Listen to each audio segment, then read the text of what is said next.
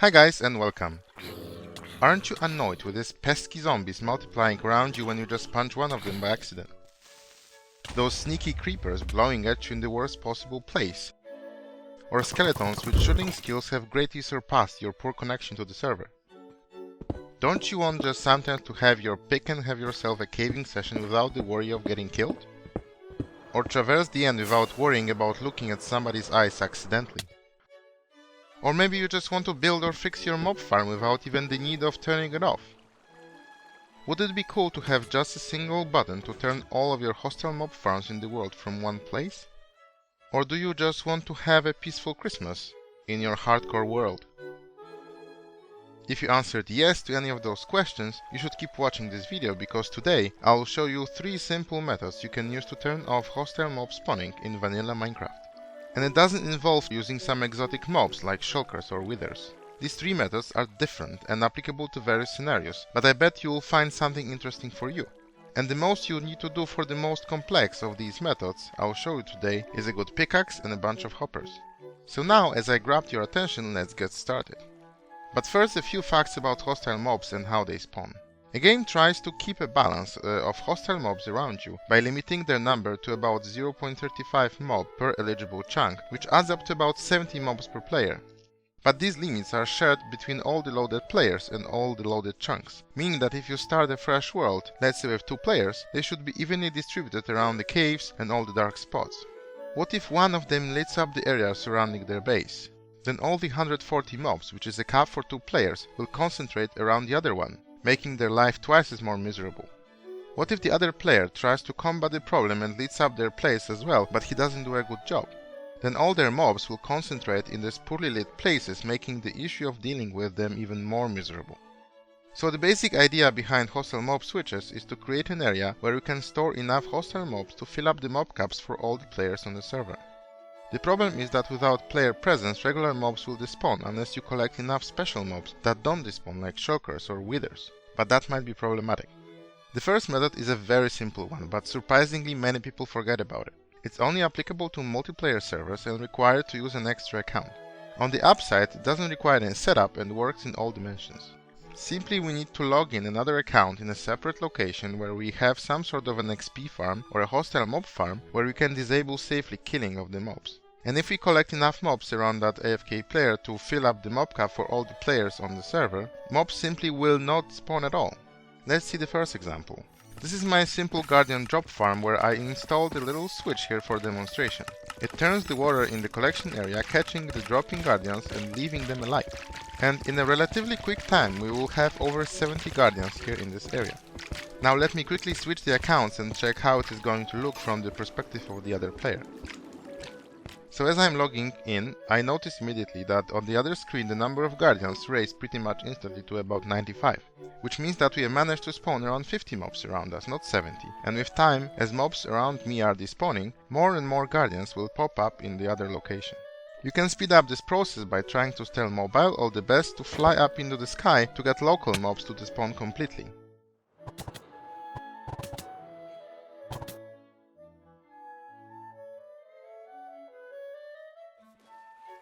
After a minute or 2, the number of guardians on the other screen reached above 140, meaning we collected a mob cap for 2 players, and now this entire world should be free from spawning.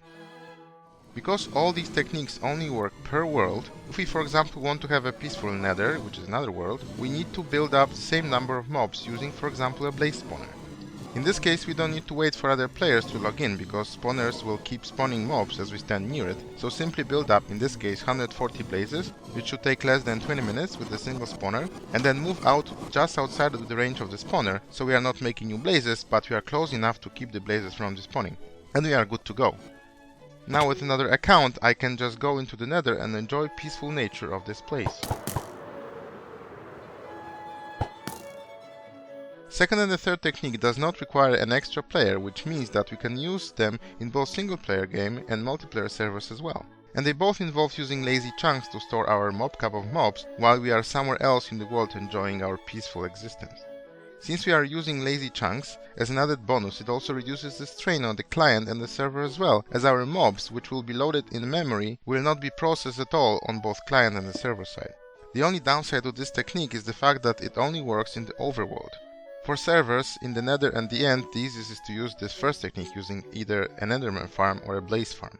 So every Minecraft world in Java Edition has an area called spawn chunks that is always loaded regardless of the other chunks loaded by other players, even if nobody is logged in to the server. And it's a 16 by 16 area centered around the world spawn point. Also, the game doesn't process all the mobs in all loaded chunks at all times, but requires a 5 by 5 area of chunks to be loaded as well around the chunk in question in order to process entities in this chunk. And these chunks that don't have required number of neighbors are called lazy chunks. And they are everywhere, around the player and around the spawn chunks as well. I marked them here with yellow carpets. If we manage to place a hostile mob inside one of these chunks, they will count toward the mob cap, but will not be processed, meaning that they will not despawn. We can't even kill them, as it would require them to respond to our kill request, which they ignore. And as long as we don't get close to the spawn chunks, they will stay loaded and use up the mob cap. So to set it up, we need to know where are the spawn chunks of the world and where inside the spawn are the lazy chunk area. So we are here in the random world with seed of 0, and I marked this stripe of 2 lazy chunks here. Now, if we are in this area at the moment, it means that these chunks have all the chunks loaded around them as well by us, so they are not lazy, but they will become lazy once we leave the area. Now we need to find a spawner close to the lazy chunks, preferably skeleton spawner, but any spawner will do. So I found 1 skeleton spawner, 1 zombie spawner and 2 cave spider spawners that can be used. Zombies are not ideal, as if some of them get cramped, others can pick up their flesh, which would mean that these guys will not now count toward the mob cap anymore, and it's hard to tell how many of them we lose this way. But they still can be used. With spider spawners, it's also not that straightforward to set up a proper trap, as they tend to climb the walls and are harder to contain. So what you have to do is to set up a simple trap, making sure that mobs end up in the area where the lazy chunks of spawn are. And once we accumulate enough mobs, 70 for single player and 70 times n for n players on the server, we will leave the spawn using the Nether portal and move to a project location using the Nether. This unloads the entire area around the spawner at once, meaning the mobs here will not be able to react to us disappearing. Now, if we would leave the area using the overworld, this would eventually put them more than 128 blocks away from us and make them despawn. But with Nether, they don't have this chance. Now when we pop up somewhere else in the world, these skeletons will be loaded, so they count toward the mob cap, but will not despawn because they are not processed. So you can use this method in a single player world or on a server, but it's only temporary. Why? Because next time we restart the game, despite the fact that we are in a completely different location than spawn, the game creating our player will first position us in the world spawn and then move to our location where we were last time. We don't notice it, but this loads a bigger area around the spawn for a split second, which causes all the mobs we have collected to despawn. It lasts a little bit longer on servers because you don't typically restart them that often, and if a player reconnects to the server, they are placed immediately in their most recent location without involving the spawn chunks. But on the downside, if another player logs in that hasn't logged in yet since the last restart, he will be put for a brief moment in the spawn as well, causing the area to load and mobs to despawn. But overall, it is a very good and easy method to do your peaceful caving sessions or a project without the need of constant sleeping, especially if you are playing yourself or you are in a single player world.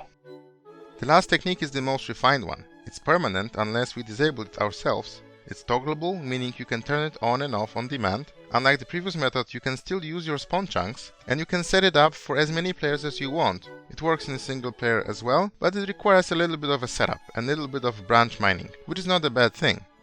It also involves a spawner, but this time around it can be virtually in any location in the world. And to load it, we will be using hopper chunk loaders. So how this works? So the active parts of the world in Minecraft are not limited by what is being loaded by the players, but if certain blocks require some extra information about the environment around them, the game will load extra chunks if necessary to provide this information. One of such blocks is a hopper, which if it's enabled and has an item in it will check if the block it points to is a container in order to attempt to put this item in it. So if we happen to place this hopper on a chunk border pointing into the unloaded chunk and put some item in it, it will request the game to have that chunk loaded into memory to do the container check. Now if we lock the hopper using redstone, then he will not do anything, meaning that this extra chunk will not be requested this time. So we have a simple mechanism to turn these extra chunks on and off. And you can chain them pretty much infinitely, so if a hopper loaded chunk contains another hopper that points outside, we would request another chunk to be loaded as well. And all of this happens in a single tick. So what we need to do is to find a spawner far away from spawn and chunk load it right away from spawn area using a single line of hopper chunk loaders. These all will be lazy chunks because they don't have required 5x5 area of chunks around them. It has to be also a remote location because the hostile mob switch to stay functional requires to be lazy at all times, meaning the area of a view distance away from it should not be used for any player activity and the only access should be through another portal, in case you want to add or remove some mobs from the trap.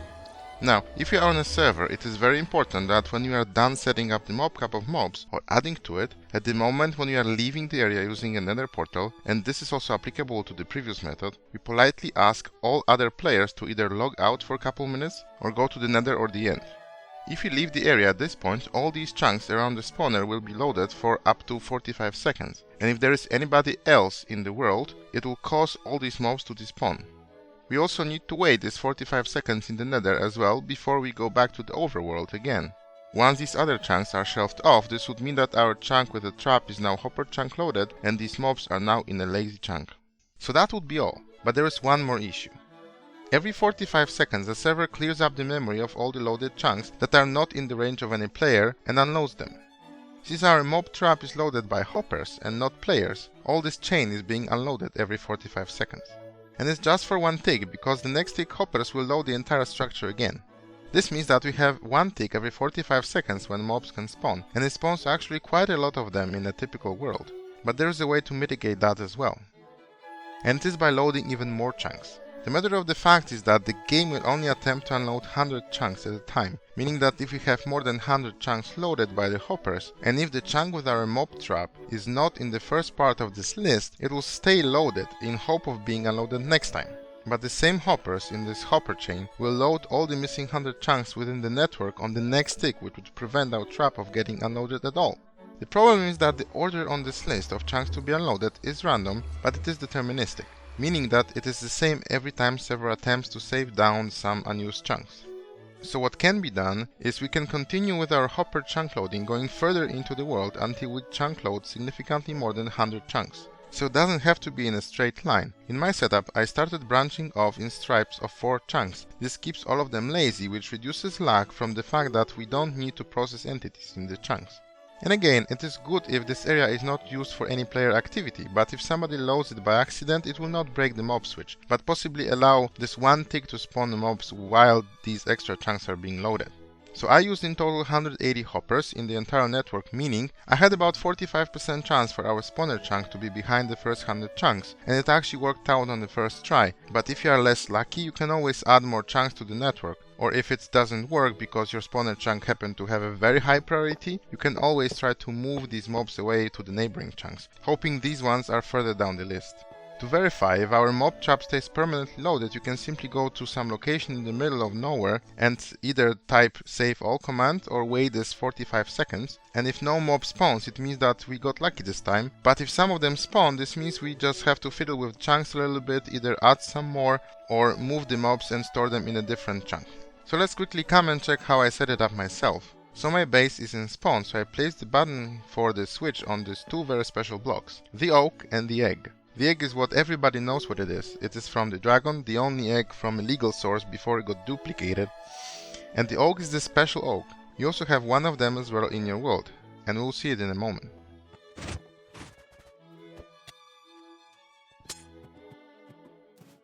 So the signal from the button goes down to the world spawn, where I can toggle the signal to lock the hopper chunk loaders and effectively enable and disable the switch. This also locks and unlocks this beacon beam, so I have a visual indication that the peaceful mode is in effect. If I see a green beacon, this means that we are in a peaceful mode. The peaceful mode switches almost instantly, as fast as these repeaters can reach the spawner. The off signal takes a little bit longer because the server needs to unload these 180 chunks, and it takes 2 rounds to do so. So each round is every 45 seconds, so once turned off, it takes about a minute or 2 for the mobs to start spawning again. This tunnel now leads to the last chunk that belongs to the spawn, where we have our first hopper chunk loader. So it can be powered and locked from this block with this redstone on top, and I also put a dropper above to reduce its carbon footprint. Obviously a hopper has to have an item in it to enable block checking by the hopper.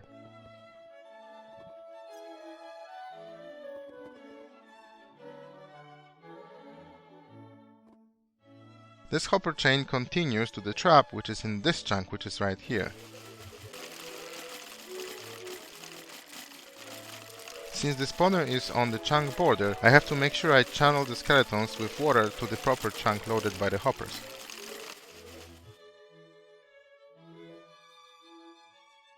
Also mark out the area around the trap so I can see it from afar that this is our no-go zone, which is 12 chunks away, and that's the view distance I'm using.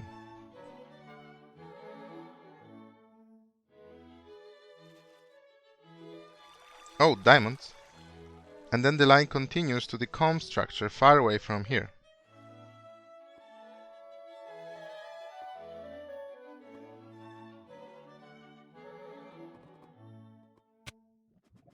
Oh, and here's the location of the oak log. Everybody has one in their world as well. It's at 000.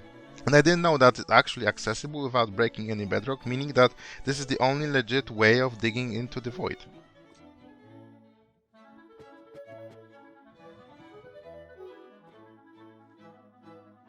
Here I ran completely out of redstone from my world, but that's fine, as these chunks will eventually unload themselves if they are not connected to the spawn.